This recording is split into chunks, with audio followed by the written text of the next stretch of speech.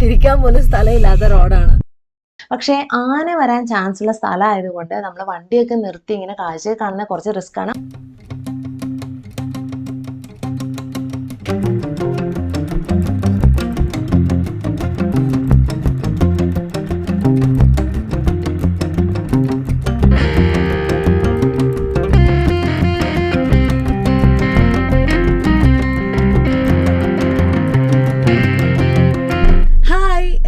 പുതിയ വീഡിയോയിലേക്ക് സ്വാഗതം. ഞങ്ങൾ ഗവി കാണാൻ പോവുകയാണ് കേട്ടോ.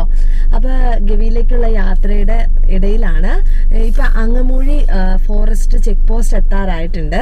ഇവിടെ നിന്ന് ഒരു 10-15 കിലോമീറ്റർ ഉള്ളൂ. അപ്പോൾ ഗവിയിലേക്ക് പോകാൻ നമ്മൾ പാസ് എടുക്കണം. അപ്പോൾ പാസ് വളരെ മുൻകൂട്ടി എടുക്കണം, കാരണം ഒരു ദിവസം 30 വണ്ടികളെ കടത്തി വിടുള്ളൂ. അപ്പോൾ ഞങ്ങൾ 4 ദിവസം മുമ്പ് പാസ്സൊക്കെ എടുത്തു. ഇപ്പോൾ ഏകദേശം എത്താറായിട്ടുണ്ട്. 11 മണിക്കുള്ളിൽ ആ ചെക്ക് പോസ്റ്റിനുള്ളിൽ കടക്കണം. അപ്പോൾ വഴിയുടെ കാഴ്ചകളൊക്കെ കണ്ട് നമുക്ക് ഗവിക്ക് പോവാം. പിന്നെ എങ്ങനെയാണ് പാസ് എടുക്കേണ്ടത് എന്ന ഡീറ്റെയിൽസ് ഞാൻ വിശദമായിട്ട് വീഡിയോയുടെ ഇടയിൽ പറയാം.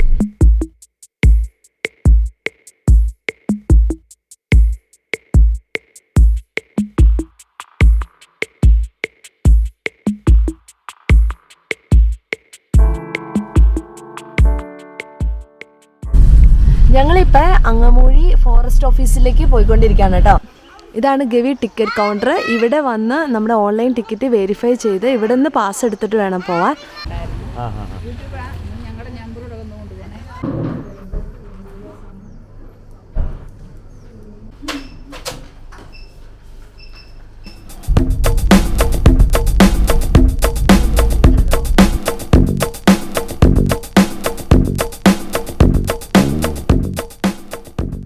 നമ്മളിപ്പോൾ കൊച്ചാണ്ടി ചെക്ക് പോസ്റ്റിലേക്കാണ് പോയിക്കൊണ്ടിരിക്കുന്നത്. നമ്മുടെ ഓൺലൈൻ പാസ് അങ്ങമൂഴി ഫോറസ്റ്റ് ഓഫീസിൽ കാണിച്ച് അവിടെ നിന്നൊരു പാസ് നമുക്ക് തന്നിട്ടുണ്ട്. അതിവിടെ കാണിക്കണം. ആദ്യം ഞങ്ങൾ ഇവിടെ വരെ വന്നായിരുന്നു. അപ്പോഴാണ് അറിയുന്നത് ഓൺലൈൻ പാസ് മാത്രമായിട്ട് ഇവർ കടത്തിവിടില്ല, നമ്മൾ അങ്ങമൂഴി പോയി അവിടെ നിന്നൊരു പാസ് എടുത്തിട്ട് വരണമെന്ന്. അപ്പോൾ ഇങ്ങനെ ഓൺലൈൻ പാസ് എടുത്തിട്ട് വരുന്നവർ മറക്കണ്ട, അങ്ങമൂഴി ഫോറസ്റ്റ് ഓഫീസിൽ കാണിച്ച് അവിടെ നിന്ന് വേറൊരു പാസ് എടുത്തിട്ട് വേണം വരാൻ. ഞങ്ങളിപ്പോൾ കൊച്ചാണ്ടി ചെക്ക് പോസ്റ്റിലെ എൻട്രി ഇട്ടു കേട്ടോ. അത് കഴിഞ്ഞ് നമ്മളിപ്പോൾ ഗവി ഫോറസ്റ്റിനുള്ളിലേക്ക് കയറുകയാണ്. തിക് ഫോറസ്റ്റ് ആണ്. ഇന്ന് രാവിലെ എന്തോ ആനയൊക്കെ ഇറങ്ങിയിട്ടുണ്ടായിരുന്നു, ആരെയോ ഉപദ്രവിച്ചു എന്നൊക്കെ പറഞ്ഞു കേട്ടു. അപ്പോൾ 10 കിലോമീറ്റർ നിർത്താതെ പോയിക്കൊള്ളാനാണ് ഫോറസ്റ്റ് ഓഫീസർ പറഞ്ഞത്.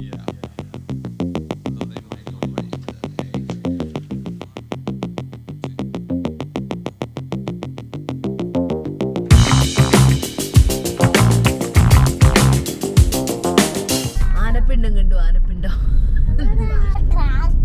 മിന്നു കണ്ടോ? ആനേനെ കണ്ടോ? എന്റെ ഫുഡ് ട്രാക്ക് അതെന്താ? വഴി നീളെ ആനപ്പിണ്ടം കാണുന്നുണ്ട്. ആനേനെ ഒന്നും കണ്ടില്ല. ഞങ്ങൾ 4 സൈഡിലേക്ക് ഇങ്ങനെ നോക്കുന്നുണ്ട്, ആനേനെ കാണാൻ പറ്റുമോ. അവസാനം റോഡിന്റെ നടുവിൽ വന്ന് നിൽക്കുമോന്ന് അറിയില്ല.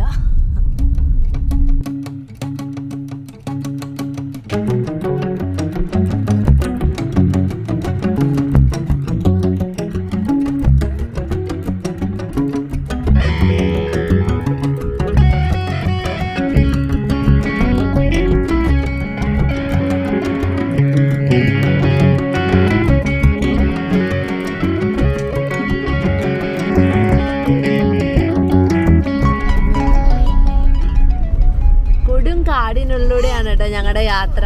2 സൈഡും ഘോര വനങ്ങളാണ്. കിളികളുടെ സൗണ്ടും ഈ അരുവികളുടെ ശബ്ദവും മാത്രമേ ഉള്ളൂ. പിന്നെ എൻ്റെ പിള്ളേർ ബാക്കിയിരുന്നുണ്ടാക്കുന്ന സൗണ്ടും.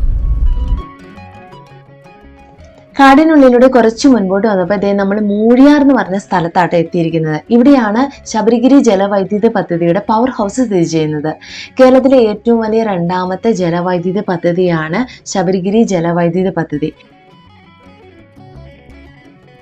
നമ്മളിപ്പോൾ മൂഴിയാറിലെ ഒരു ചെറിയ അങ്ങാടിയിലേക്ക് എത്തി. ഇവിടെ KSEBയുടെ ഒരു ചെറിയ ക്യാൻറ്റീൻ ഉണ്ട്. പിന്നെ 1-2 ചെറിയ കടകളൊക്കെ ഉണ്ട്. ഒരു KSRTC ബസ് അവിടെ നിർത്തിയിട്ടുണ്ട്. അത് തിരുവനന്തപുരത്ത് നിന്ന് വന്ന ബസ്സാണ് കേട്ടോ. അപ്പം നമുക്കിവിടെ ക്യാൻറ്റീനിൽ കയറി ചായ കുടിച്ചിട്ട് പോകാം. ഇവിടെ ചായയും പരിപ്പുവടയും പഴംപൊരിയും ഒക്കെ ഉണ്ട്. ഞങ്ങൾ താഴെ ചെക്ക് പോസ്റ്റിൻ്റെ അവിടെ കണ്ട ഒരു ചേച്ചി ഞങ്ങളോട് പറഞ്ഞു മേലേക്ക് പോയാൽ ഇനി ഭക്ഷണമൊന്നും കിട്ടില്ല എന്ന്.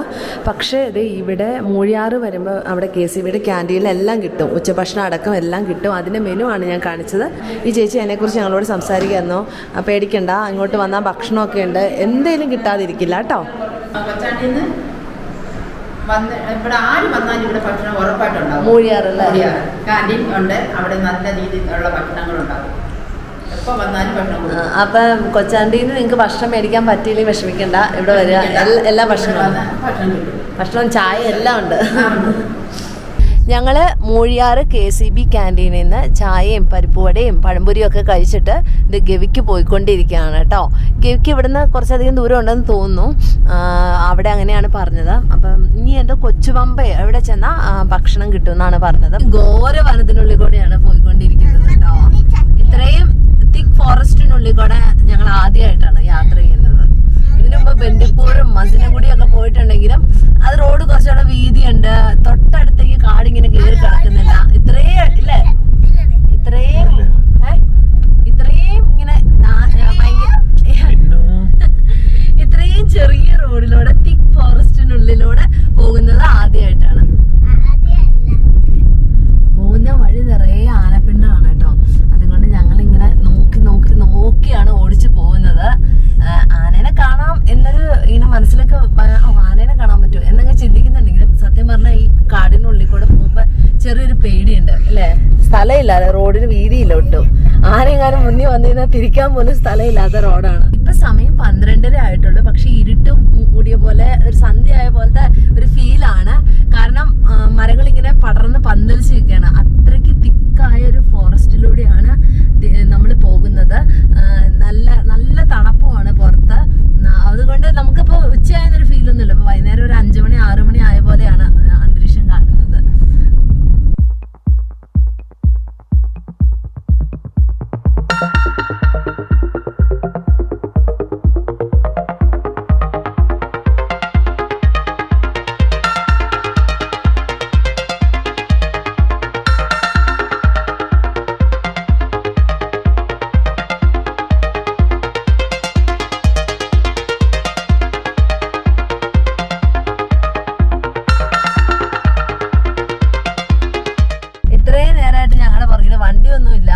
വണ്ടിയൊന്നുമില്ല എന്നുള്ളൊരു സങ്കടത്തിലായിരുന്നു ഞങ്ങൾ. അതെന്താ ആരും ഈ വഴി വരാത്തത്, ഞങ്ങൾ ഭയങ്കര സ്ലോ ആണല്ലോ എന്നൊക്കെ ഓർത്തായിരുന്നേ. പക്ഷേ ഞങ്ങളുടെ മുന്നേ വരുന്നു 2 വണ്ടികൾ, പുറകേന്ന് 2 വണ്ടികൾ കയറി വരുന്നു. ഇവിടെ കാടിനുള്ളിൽ കയറിയത് മുതൽ ഞങ്ങളുടെ വോഡാഫോണിൽ നെറ്റ്വർക്ക് കാണിച്ചിട്ടില്ല. അവിടെ നിന്ന് ചെക്ക് പോസ്റ്റ് കഴിഞ്ഞ് കുറച്ച് കഴിയുമ്പോഴത്തേക്ക് നെറ്റ്വർക്ക് പോയതാണ്, പിന്നെ നെറ്റ്വർക്ക് വന്നിട്ടില്ല. BSNL റേഞ്ച് ഉണ്ടെന്ന് മൂഴിയൂർ ഞങ്ങൾ KCBയുടെ ക്യാൻറ്റീനിൽ ഫുഡ് കഴിച്ചപ്പോൾ അവർ പറഞ്ഞു വേറെ ഒന്നിനും നെറ്റ്വർക്ക് ഇല്ല ഇവിടെ. കാടിനുള്ളിൽ അകപ്പെട്ട് പോയാൽ വേറൊരു വണ്ടി വന്നാലാണ് ആൾക്കാർക്ക് അറിയാൻ പറ്റുള്ളൂ നമ്മൾ എവിടെയെങ്കിലും പെട്ടുപോയോന്ന്. ഗവിയിലേക്കുള്ള യാത്രയുടെ തുടക്കത്തിൽ വഴി നല്ലതായിരുന്നു കേട്ടോ, നല്ല വഴിയായിരുന്നേ. പക്ഷെ കുറച്ചങ്ങ് മുന്നോട്ടേക്ക് വന്നു കഴിഞ്ഞാൽ മൂഴിയാറൊക്കെ കഴിഞ്ഞ് കഴിഞ്ഞാൽ വഴി അവിടെ നിന്നും കുറേ മുന്നോട്ട് വന്നു കഴിയുമ്പോൾ വഴി ഇങ്ങനെ കുറച്ച് മോശമാണ് കേട്ടോ. പക്ഷെ അത് ഏത് ഭാഗത്ത് എങ്ങനെയാണെന്നും അറിയില്ല. നമ്മളിങ്ങനെ മുന്നോട്ട് വരുമ്പോൾ കുറേ കഴിയുമ്പോൾ വഴി മോശമാണ്. അപ്പം നമ്മളിതേ കുറച്ച് മുൻപോട്ടേക്ക് വന്നപ്പോൾ അതേ ഇവിടെ കുറച്ച് വണ്ടികളൊക്കെ നിർത്തിയിട്ടിട്ടുണ്ട്. ഇതൊരു വ്യൂ പോയിൻ്റാണ്, കക്കി ഡാമിൻ്റെ വ്യൂ പോയിൻ്റാണ്. അപ്പോൾ ഇവിടെ എന്താണ് കാഴ്ചകളെന്ന് നമുക്കൊന്ന് കണ്ടിട്ട് വരാം.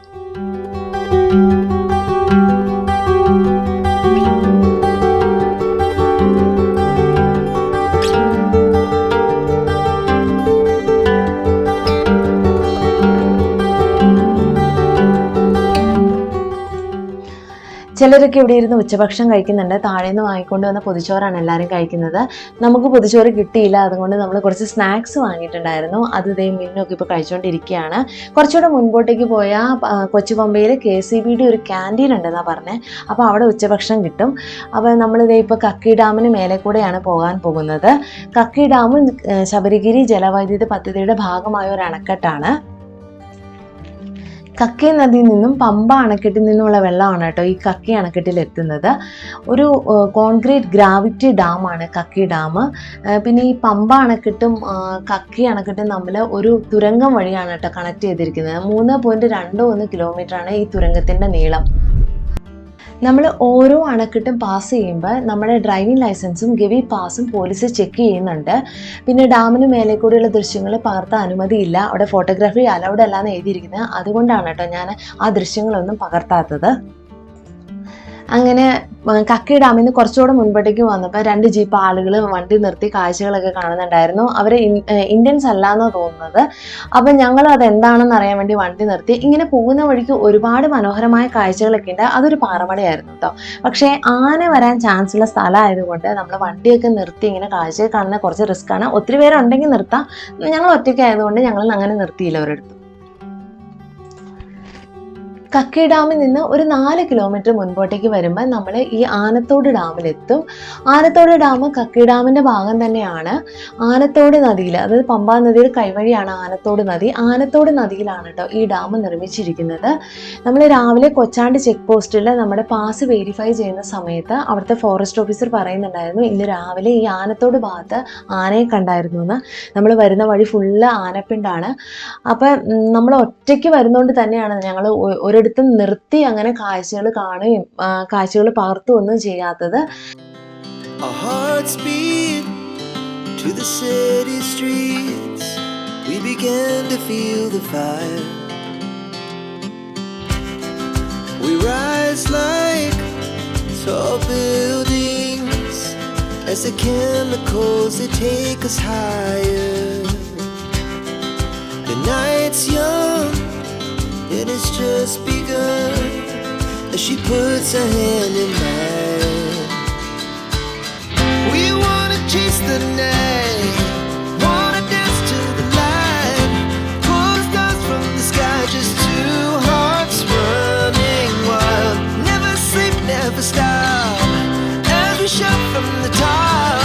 We're gonna be 2 hearts running wild.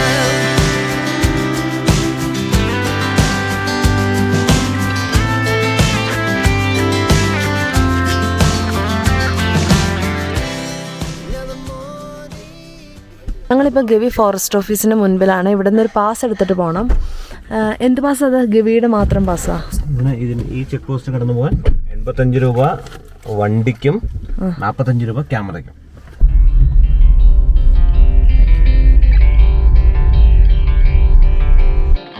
അങ്ങനെ നമ്മൾ ഗവി കാടുകൾക്കുള്ളിലേക്ക് പ്രവേശിച്ചു. പെരിയാർ കടുവ സങ്കേതത്തിൻ്റെ ഭാഗം തന്നെയാണ് കേട്ടോ ഗവി കാടുകൾ.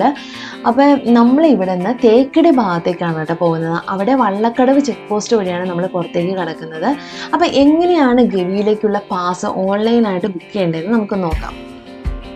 ഗവി കക്കി ഓൺലൈൻ എന്ന വെബ്സൈറ്റ് വഴിയാണ് കേട്ടോ നമ്മൾ ഗവിയിലേക്ക് യാത്ര ചെയ്യാനുള്ള ഓൺലൈൻ പാസ് എടുക്കേണ്ടത്. ഈ വെബ്സൈറ്റിനുള്ളിൽ പോയിട്ട് ആദ്യം നമ്മൾ ഡേറ്റ് സെലക്ട് ചെയ്യണം. 4 ദിവസത്തേക്ക് വരെ മുൻകൂട്ടി നമുക്ക് ഓൺലൈൻ പാസ് എടുക്കാൻ പറ്റും. തൊട്ടടുത്ത ദിവസത്തേക്ക് നമ്മൾ പാസ് നോക്കിയാൽ ചിലപ്പോൾ കിട്ടാൻ ബുദ്ധിമുട്ടായിരിക്കും. കാരണം 30 വണ്ടികൾ മാത്രമേ ഒരു ദിവസം ഓൺലൈൻ പാസ് വഴി അലോ ചെയ്യുന്നുള്ളൂ. അതുകൊണ്ട് നമ്മളൊരു 4 ദിവസം മുൻകൂട്ടി തന്നെ ബുക്ക് ചെയ്യുന്നതായിരിക്കും എപ്പോഴും നല്ലത്. നമ്മൾ ടിക്കറ്റ് ചെക്ക് ചെയ്യുമ്പോൾ അവൈലബിൾ ആണെങ്കിൽ നമുക്കൊരു രജിസ്ട്രേഷൻ ഫോം കിട്ടും. അതിനുള്ളിൽ നമ്മൾ നമ്മുടെ ഡീറ്റെയിൽസ് എല്ലാം ഫില്ല് ചെയ്യണം. നമ്മുടെ ID കാർഡ് ഇൻഫോർമേഷനും ഐഡൻറ്റിറ്റി കാർഡായിട്ട് നമുക്ക് നമ്മുടെ ആധാർ കാർഡോ ഡ്രൈവിംഗ് ലൈസൻസോ ഒക്കെ കൊടുക്കാവുന്നതാണ്. അതുപോലെ വണ്ടിയുടെ ഡീറ്റെയിൽസും എല്ലാം ഈ ഫോമിൽ ഫില്ല് ചെയ്യണം. പിന്നെ ഒരു കാര്യം എന്താണെന്ന് വെച്ചാൽ 2 വീലേഴ്സും 3 വീലേഴ്സും ഒന്നും ഗവിയിൽ അലൗഡ് അല്ല. അതുകൊണ്ട് നമുക്ക് ബൈക്കിനൊന്നും പാസ് കിട്ടത്തില്ല. പിന്നെ മിനി വാൻ പോലുള്ള വണ്ടികളൊക്കെ അലൗഡ് ആണ്. അപ്പം നമ്മുടെ വണ്ടി എന്താണെന്ന് സെലക്ട് ചെയ്ത് അതിൻ്റെ ഡീറ്റെയിൽസ് എല്ലാം ഫില്ല് ചെയ്യണം. ഈ പാസ് നോൺ റീഫണ്ടബിൾ ആണ് കേട്ടോ.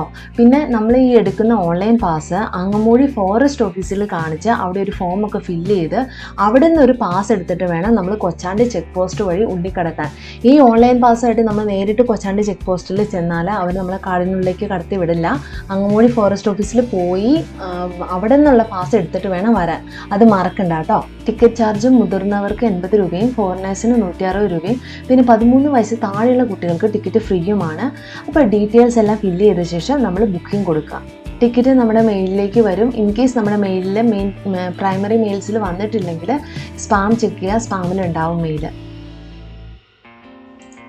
വേറൊരു ഇമ്പോർട്ടൻറ്റ് കാര്യം എന്താണെന്ന് വെച്ചാൽ രാവിലെ 8:30ക്കും 11 മണിക്കും ഇടയിൽ നമ്മൾ അങ്ങമൂഴി ഫോറസ്റ്റ് ഓഫീസിൽ എത്തണം. ആ 11 മണിക്കുള്ളിൽ നമ്മൾ കൊച്ചാണ്ടി ചെക്ക് പോസ്റ്റ് വഴി കാടിനുള്ളിൽ കയറണം. പിന്നെ നമ്മൾ കൊച്ചാണ്ടി ചെക്ക് പോസ്റ്റ് വഴിയാണ് ഉള്ളിൽ കയറുന്നതെങ്കിൽ വള്ളക്കടവ് ചെക്ക് പോസ്റ്റ് വഴി മാത്രമേ വെളിയിൽ ഇറങ്ങാൻ അവർ അനുവദിക്കുകയുള്ളൂ. തിരിച്ച് അതേ വഴി വരുവാൻ സമ്മതിക്കില്ല. അപ്പോൾ നമ്മൾ അത് പ്ലാൻ ചെയ്ത് വേണം നമ്മുടെ യാത്ര പോകാൻ.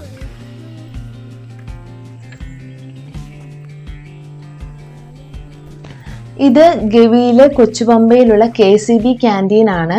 അപ്പോൾ സമയം 2:30 ഞങ്ങൾ ഊണുണ്ടോയെന്ന് ചോദിച്ചപ്പോൾ ഊണുണ്ടെന്ന് പറഞ്ഞു. അപ്പോൾ മീൻ വറുത്തതൊക്കെ കൂട്ടി നല്ലൊരു ഊണ് വെച്ചു. നല്ല നാടൻ ഊണായിരുന്നു കേട്ടോ.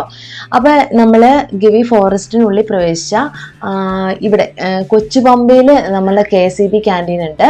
അതുകൂടാതെ മുമ്പ് മൂഴിയാറും KCBയുടെ ക്യാൻറ്റീൻ ഉണ്ട്. പിന്നെ കൂടുതൽ പേരും ഭക്ഷണം എടുത്തിട്ട് വരുവാണെന്ന് തോന്നുന്നു. അപ്പോൾ നമുക്ക് ഭക്ഷണം എടുത്തിട്ട് വരാൻ പറ്റുമെങ്കിൽ ഭക്ഷണം എടുത്തിട്ടും വരാം. ഞങ്ങൾ കൊച്ചുപമ്പയിലെ KCB ക്യാൻറ്റീനിൽ നിന്ന് ഫുഡ് കഴിച്ച് ഇപ്പം ഗവിക്ക് പോവാണ്. ഗവിക്ക് ഇവിടുന്ന് 10 കിലോമീറ്റർ ഉള്ളൂ. അത് ഗവിയെല്ലാം കണ്ടു കഴിഞ്ഞിട്ട് ഞങ്ങൾ വള്ളക്കടവ് ചെക്ക് പോസ്റ്റ് വഴിയാണ് വെളിയിലേക്ക് കടക്കുന്നത്. ഇന്ന് ഞങ്ങൾ കുമളിയിൽ സ്റ്റേ ചെയ്യാമെന്ന് വിചാരിക്കുന്നു.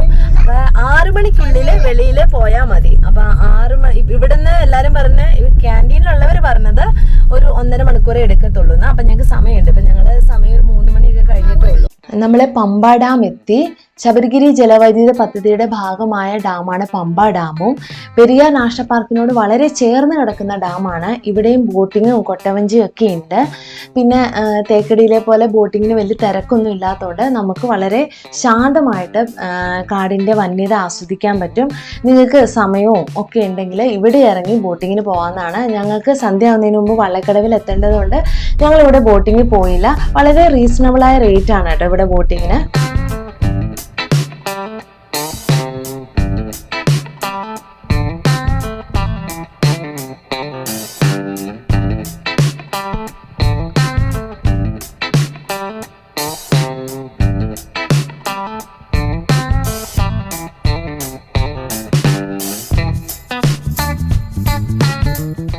അങ്ങനെ നമ്മൾ ഗവി എന്ന് പറഞ്ഞ സ്ഥലത്തെത്തി കേട്ടോ.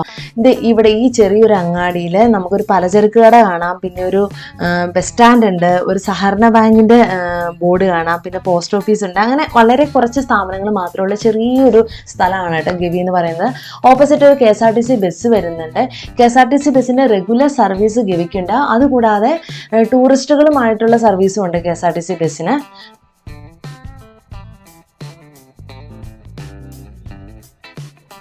അങ്ങാടിയൊക്കെ കഴിഞ്ഞ് മുൻപോട്ടേക്ക് വന്നപ്പോൾ നമ്മൾ ഗവി ഡാമിലെത്തി.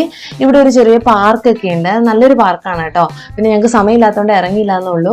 അപ്പോൾ ഇവിടെ ഡാമിൽ ഡാമിൻ്റെ അവിടെ പോയി നിന്ന് കാഴ്ചകൾ കാണാം. കുറേ പേര് അവിടെ നിന്ന് കാഴ്ചകളൊക്കെ കാണുന്നുണ്ടായിരുന്നു. ക്യാമറ അലൗഡ് അല്ലാന്ന് എഴുതി വെച്ചിരിക്കുന്നതുകൊണ്ട് ഞാൻ പിന്നെ വിഷ്വൽസ് ഒന്നും അധികം എടുക്കാൻ പോയിട്ടില്ല. പിന്നെ ഇവിടെയും ബോട്ടിംഗ് ഒക്കെ ഉണ്ട് കേട്ടോ.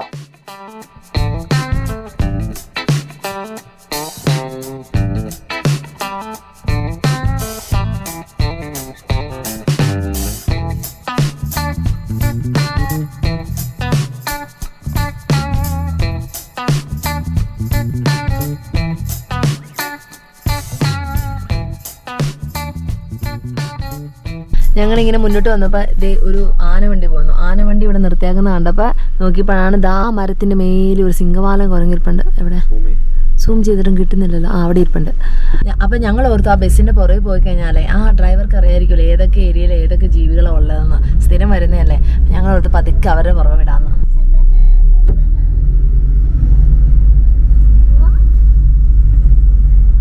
സിംഹവാലൻ. അപ്പം 3 സിംഹവാലനെ കണ്ടു. ഹലോ സിംഹവാലൻ. മെയിനായിട്ട് നൈറ്റാ കാണാൻ.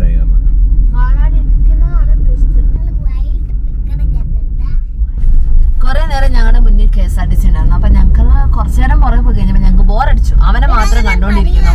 റോഡ് മുന്നിലേക്ക് കാണാൻ പറ്റുന്നില്ല. അപ്പൊ ഞങ്ങള് അവിടെ ഒരു കാട്ടുപന്നിനെ കണ്ടപ്പോൾ അവര് നിർത്തി. അപ്പൊ ഞങ്ങൾ പതുക്കെ അവരിങ്ങ് ഓവർടേക്ക് ചെയ്തിങ്ങ് പോന്നു.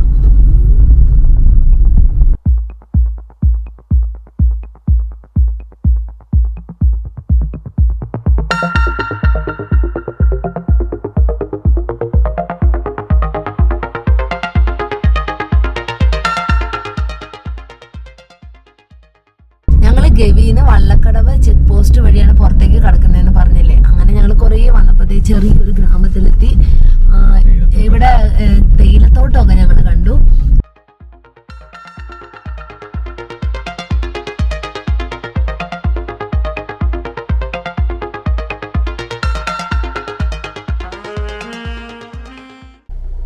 ഞങ്ങളുടെ പാസ് ഇവിടെ കാണിക്കണം എന്ന് തോന്നുന്നു പുറത്ത് കിടക്കാൻ. അപ്പോൾ പാസ് കാണിക്കാൻ വേണ്ടി എബി പോയിട്ടുണ്ട്. എന്താ സംഭവം? അങ്ങനെ നമ്മൾ വള്ളക്കടവ് ചെക്ക് പോസ്റ്റ് വഴി കാടിനുള്ളിൽ നിന്ന് വെളിയിലേക്ക് കടന്നു.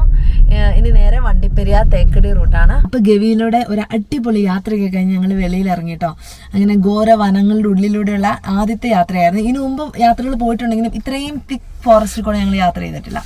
അപ്പോൾ ഡീറ്റെയിൽസ് ഒക്കെ ഞാൻ വീഡിയോ പറഞ്ഞിട്ടുണ്ട്, എങ്ങനെയാണ് പാസ് എടുക്കേണ്ടത്, എന്തൊക്കെയാണ് ഇതിനുള്ളിൽ കിടക്കുമ്പോൾ ശ്രദ്ധിക്കേണ്ട കാര്യങ്ങളെന്ന്. അപ്പോൾ ഈ വീഡിയോ നിങ്ങൾക്ക് എല്ലാവർക്കും ഇഷ്ടപ്പെട്ടെന്ന് വിചാരിക്കുന്നു. അപ്പോൾ വീണ്ടും നല്ലൊരു വ്ലോഗായിട്ട് കാണുന്നത് വരെ എല്ലാവർക്കും ബൈ ബൈ.